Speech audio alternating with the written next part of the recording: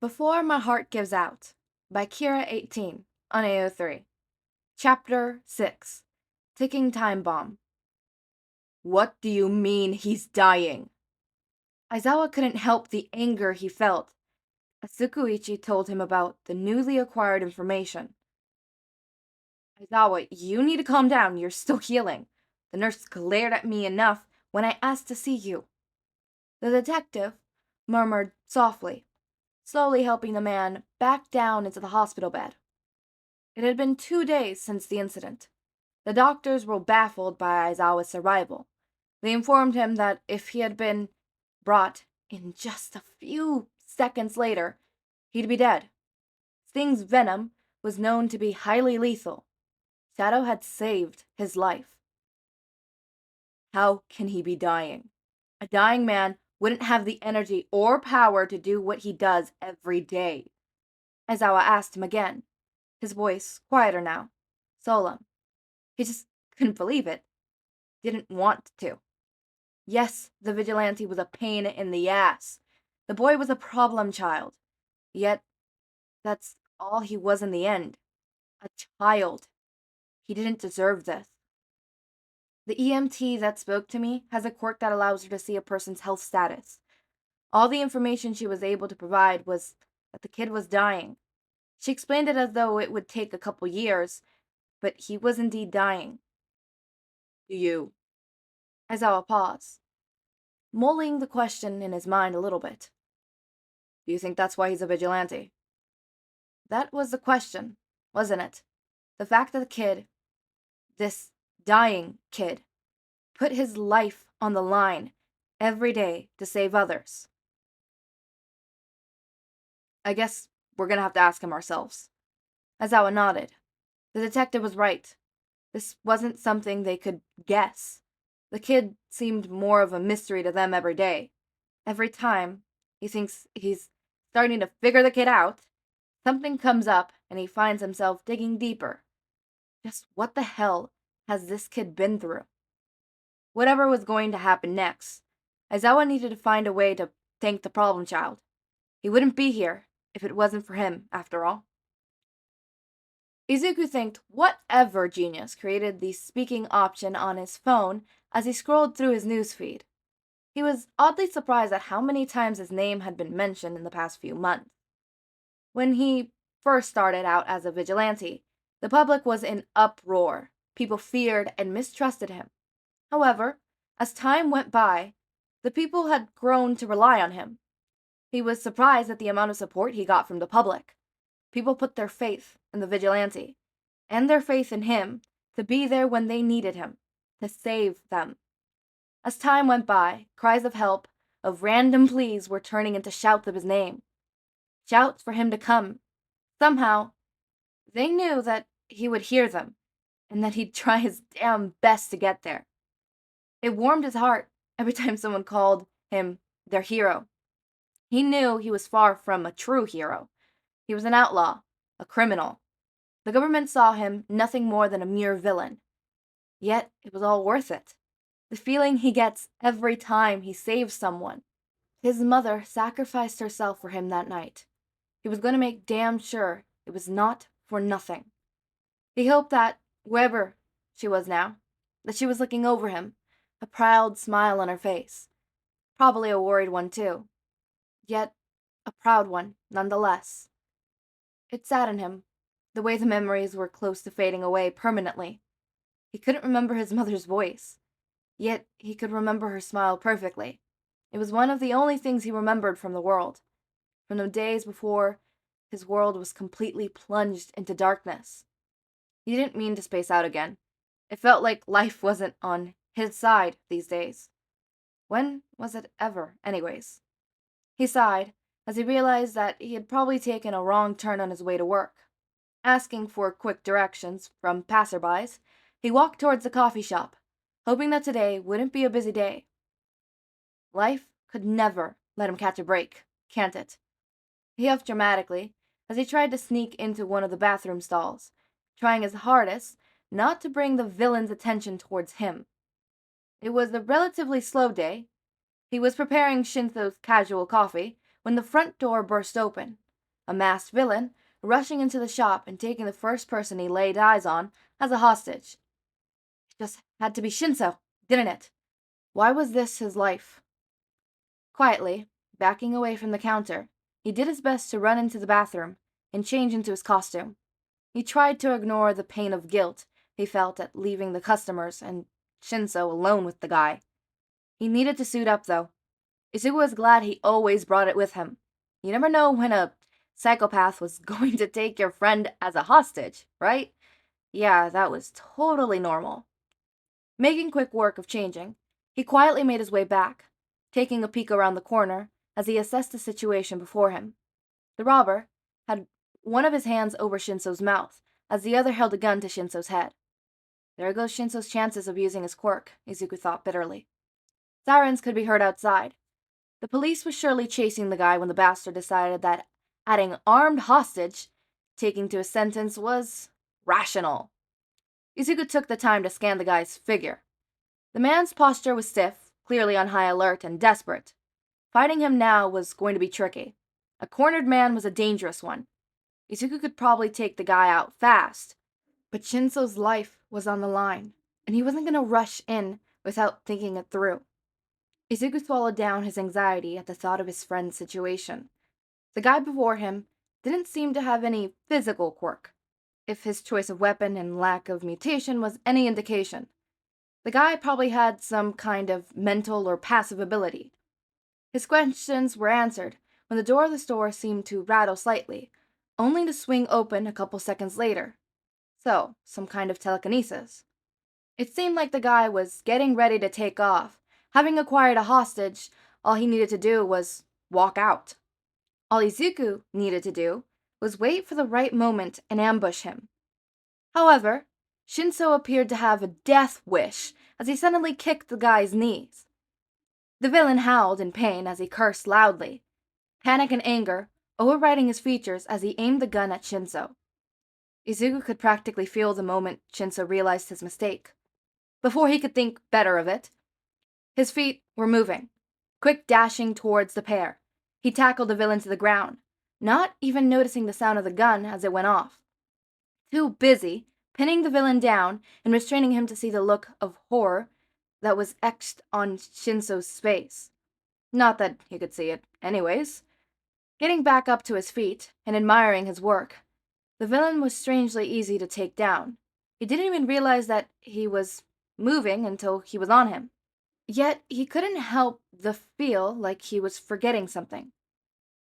Are you okay? Came a hesitant yet familiar voice from behind him.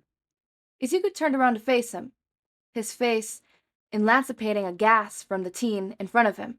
He chose to ignore it. Am I okay? Shouldn't I be asking you that? He countered cheekily, vaguely aware of the stinging pain he was feeling in his shoulder. You're bleeding. The panic and worry in Shinsou's voice was evident. Bleeding? He patted himself off, only stopping when his hand came in contact with his shoulder. He hissed in pain as a new wave of pain hit him. Now that the adrenaline from the fight was wearing off, he could feel it. The pain. So that's where the gun went off. He got himself shot. Do not worry, troubled citizen, he exclaimed loudly as he tried to ignore the now searing pain emitting from his wound. I will be off now. He quickly ducked out of the shop, wincing at the detective as he bolted to an alley and scaled the building, hoping that today wouldn't be the day he bled to death. Thankfully, the bullet had gone through and out. Nothing some gauze and wrapping wouldn't fix. He'll feel it for the next few weeks, though. Shinsou didn't know what to think about his savior. Shadow was a mystery to everyone. The man was famous for his accomplishments and saves. Some even called him a hero. They'd talk about exploitation and skills, the way he always shows up. Shinsou had been following the man's activity for a while. He'd come to admire the Vigilante's actions. The man always helped when he could, and never asked for anything in return. No fame, no fortune. He was chased by the whole police department and countless heroes constantly, viewed by the government as a menace and a criminal.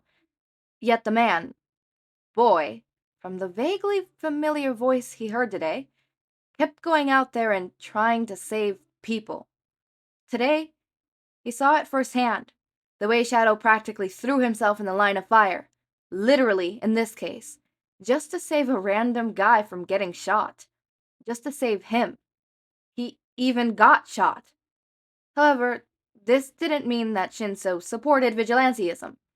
Logically, if every person who wanted to help decided to randomly go out there and put themselves in danger, the world would resolve into chaos. The law against public quirk uses was there for a reason, and a good one at that. He hopes that Shadow wasn't hurt too badly. It was concerning to see the man bleed from a gunshot wound and not even notice it. Shadow spoke to him today, albeit it was a short conversation. The boy's voice sounded so familiar to him. It made him wonder if he had met the man before. He didn't think much of it, though, because what would be the odds of actually knowing the man behind the mask? It wasn't until the next morning that he found out just how probable those chances really was. He couldn't help but gape at the bloodstain that was currently spreading on Midoriya's shoulder as he poured Shinsou's usual cup of coffee.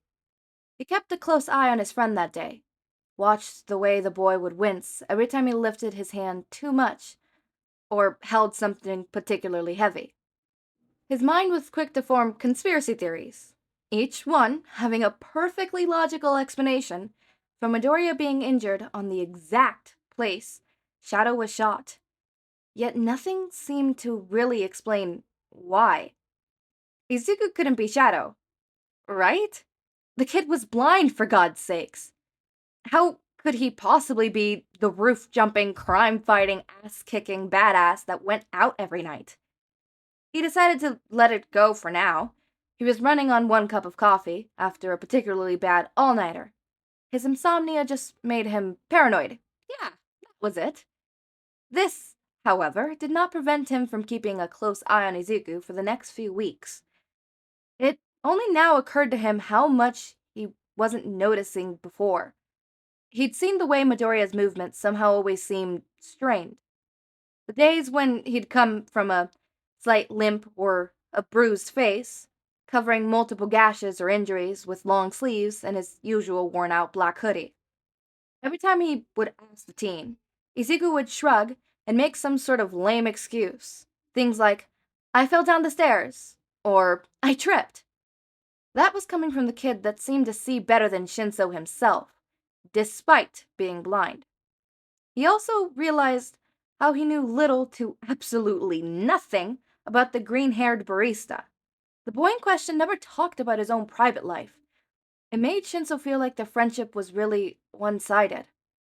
He had poured his heart out to the boy not long after meeting him. Curiosity got the best of him. 3 weeks later, when he saw Midoriya leave for the end of his shift, as quietly as he could, he followed the greenette out of the store and down a couple alleys. However, he wasn't as stealthy as he hoped he was, if the way Midoriya suddenly stopped and turned around to face him was any indication. "So, can I at least ask why you're following me?" Shinsou could only stand there, shocked and speechless, as the greenette continued. "Shinsou, how do you do that?" he asked before he could stop himself. "Do what?" Izuku seemed genuinely confused. "Do this. All of this. How could you possibly know it was me, or that anyone was following you?" Izuku was quiet for a moment. A thoughtful expression washed over his features as he seemed to decide on something. "Well, it's my quirk, Shinsou," he finally said, making Shinsou freeze in place. But yeah, why didn't I think of this before? He never asked to know Midoriya's quirk after all. "Your quirk?" Shinsou repeated dumbly. "What is it, actually?" "Well, it allows me to kind of feel things around me. I guess I can't really describe it. I'm blind, but my senses kind of work better than normal people. I can hear and smell better, stuff like that." The boy replied, simply. "Oh, I can also see the sound waves that resound from things. That way I can make out outlines of the world around me." Oh. This made so much sense now. but he still had questions, one in particular that had been eating him for a while now. Shinsou debated if he should use his quirk or not, but thought better of it. If he was going to get answers, he would do it by getting Midoriya to tell him willingly. Before he could even ask his question, Midoriya spoke. Do you trust me? The question was surprising, to say the least. Shinsou didn't expect the teen to be asking such a question. Izuku noticed the way Shinsou's eyes were always on him for the past few weeks, always following his movements and looking at him closely. At first, Izuku panicked at the idea of Shinsou suspecting him. However, after a while, he decided that it wouldn't be so bad. This, however, didn't mean that he was going to tell him straight away. If he could save his friend the trouble of burdening him of knowing, he would. I do. Well, if you really do, trust me when I tell you not to ask many questions. My past and future aren't something that'll be fun getting to know. What do you... I know, you figured it out. You're smarter than that. But this isn't something you should get yourself into. My life is... complicated. Shinsou, for the life of him, didn't understand Midoriya. That's the thing, isn't it?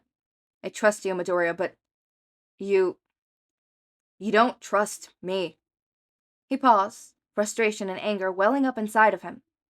I've poured my heart out to you. I've trusted you with my past and my troubles. Yet you don't trust me. I know absolutely nothing about you, and we've been friends for months.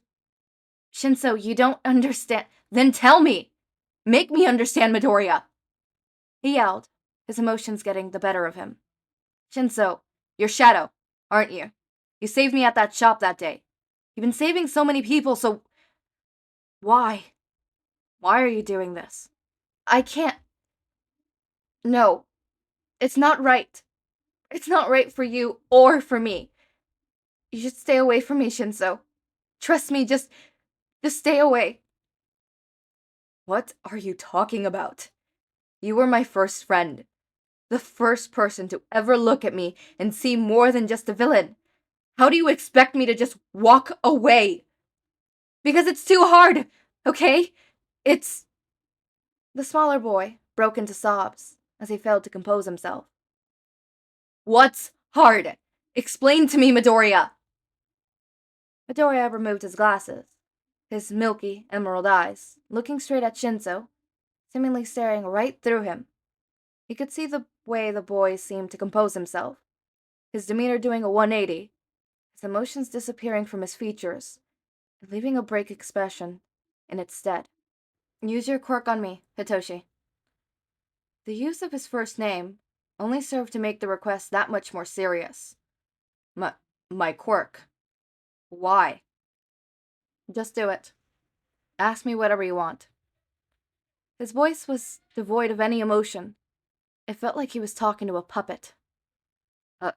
Are you sure? He couldn't help but ask. Yes. Just like that, he watched as Izuku's eyes glazed over, giving his already blank stare an even emptier look. Hesitantly, he asked his first question. Are you Shadow? The nod he got in response only confirmed what he'd already asked, so he tried another question. Why did you become a vigilante? Heroes don't always save the day, and I didn't have a choice. The answer was short and simple, yet it opened too many other questions. What do you mean? Why didn't you have a choice? He feared the answer he was going to get. I'm dying. These two words left the vigilante's mouth, and Shinsou felt like he was being hit by a truck. The shock, big enough to make him lose his hold on the other teen. The latter seemed to just as distressed at having revealed his reason of being a vigilante. What do you mean, you're dying? He felt dampness spread on his cheek and chose to ignore it. I'm sorry that you had to find out this way. I'm sorry for letting you get too close. It's my fault. Izuku seemed so small at that moment, Like on touch, the other teen's demeanor would crumble. The doctor said I had 4 years left, give or take a few. He laughed quietly. That sounded so wrong, yet so broken. Now you know why you should stay away from me. Shinsou looked at Midoriya and felt like the biggest asshole in history. He watched as Izuku quietly walked away, passing him by without another word. His body moved before his mind could even register the action, making him grab Izuku's arm before the boy could walk away. You're an idiot if you think I'm letting you walk away. Shinsou, I'm a ticking time bomb, and if you get too close... The boy put on his tinted glasses again. I'd like to keep the casualties as minimal as possible. His voice was unwavering, his demeanor changing back to the emptiness from earlier. Shinsou didn't relent when the greenette tried to remove himself from his hold. If you think distancing yourself from me is going to lessen the pain I feel, then you couldn't be any more wrong. Shinsou, don't. Listen to me, Izuku. It was now his turn to use first name card. If the way the boy stilled was any indication, it worked. You are a part of my life. You've been for a while now. It's only fair that it'd be a part of your life too. I don't want to hurt you. Izuku's voice was so small. It spoke of years of doubt and fear. Then don't push me away. They looked at each other for a few seconds. Izuku seemed, for the first time, to be really considering him. Shinsou watched as the greenette's eyes lit up ever so slightly before a soft, okay, was uttered. I'm not crying. I don't know what you're talking about. I thought this fic was only gonna make me cry, like, maybe the first chapter, because, the big incident that's probably gonna happen, right? And then, I would cry when he dies. Not the whole fucking way there, like, goddamn.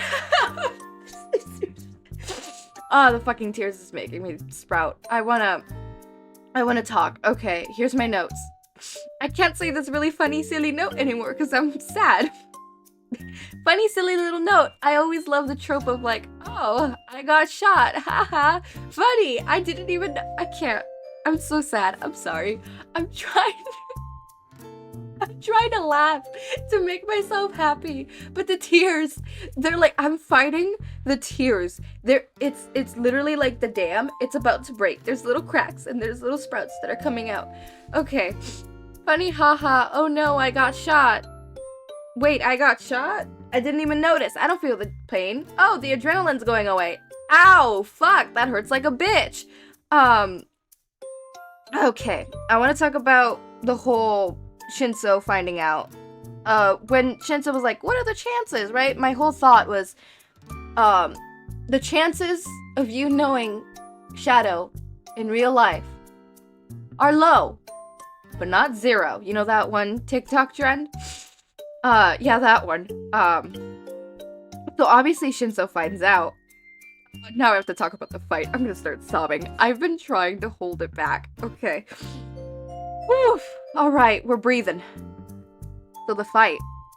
Because that was a fight. The whole...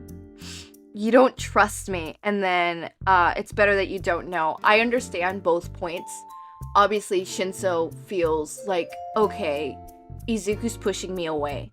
I have literally poured out my heart, and he's over here saying, like, do you trust me? Of course I trust you. You don't trust me. And then Izuku's like, I can't let you know. I can't hurt you. And it's like, Izuku's definitely having what I like to call self-destructive behaviors.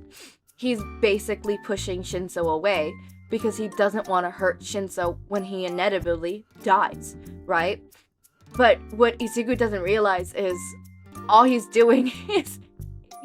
I feel like as Shinsou said, like, if you think it's gonna lessen the pain, you're fucking wrong, because that's true. If I found out that my friend is pushing me away because they're gonna die, stop. You're robbing me of those last years I have left with you.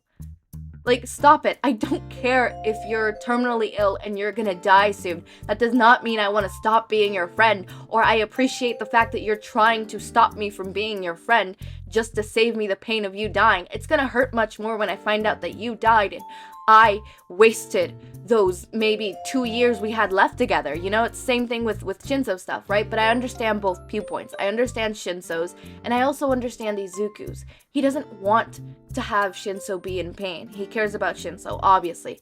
He doesn't want Shinsou to go through the heartache of losing a friend, of going through grief, of having a death in his life, because Izuku has gone through that. I'm crying. Oh my god. Izuku has gone through that, obviously, with his mother, and technically speaking, his dream and his sight, but those two are more of a different type of grief than actually losing someone physically, right? Not saying that those are like minimizing those ones. I'm just saying that pain is a different pain than losing someone physical. I feel like losing something unphysical, like a dream, or even having to grieve yourself, or having to grieve for someone who's slowly dying, or having to grieve for your eyesight, is a whole lot different than having to grieve for someone that's already dead. Because, like, at least with that one, it's validating. It's okay. It's like, okay, that's fine. That's fine. I can grieve for that. But something like his own dream, it's not as validating. There's not going to be people saying, like, oh, yeah, it's okay. You're valid. Whatever. Supporting him. It's different. It's like how grieving the loss of a friendship sometimes hurts so much, and it's, if I'm gonna say it, it's kind of the same of losing of grieving the loss of an actual dead loved one, right? Because the only difference is with one isn't actually dead. You're grieving something that isn't dead. I attribute it like grieving a lost, no, not a lost loved one, but a loved one with dementia, Alzheimer's, or like, you know, those type of mental diseases. Because it's like, all right, I'm grieving the loss of someone who's still alive, who's still breathing. With the friendship, it's like, okay, I'm grieving the loss of someone, and our friendship, that, like, that person's still alive, and I'm over here crying like as if they're dead. It doesn't make sense. Like, you start to self-invalidate. So, like, I don't know why I started on this rant. I think it's just so I could avoid the fact that Izuku's dying, and that Shinsou just found out, and that I'm sad. This chapter should have not made me sad. I'm crying. I'm really sad. I don't think I'm gonna be able to live Izuku dying, actually. I don't think I am. I'm gonna be honest with you guys. I chose this one because I'm like, oh, haha, funny, Izuku dies in the end. Isn't that funny? I'm gonna have my viewers cry. Haha, I'm evil. I'm crying. Past Echo, I fucking hate you. Fuck you. The pain. I thought it was gonna be funny, silly, haha. Haha, you guys are gonna be crying in my comment sections. People are gonna be texting, just like, oh my god, this is so sad. I'm so sad. And I'm gonna be sitting here laughing and being like, ha ha ha ha. I'm not laughing anymore. Okay, as always, my raindrops, so make sure to eat, sleep, drink water, take your meds, have a wonderful day or night. Link to my Discord server and socials are down in the description. Subscribe to see more of my content, and thank you so much for watching.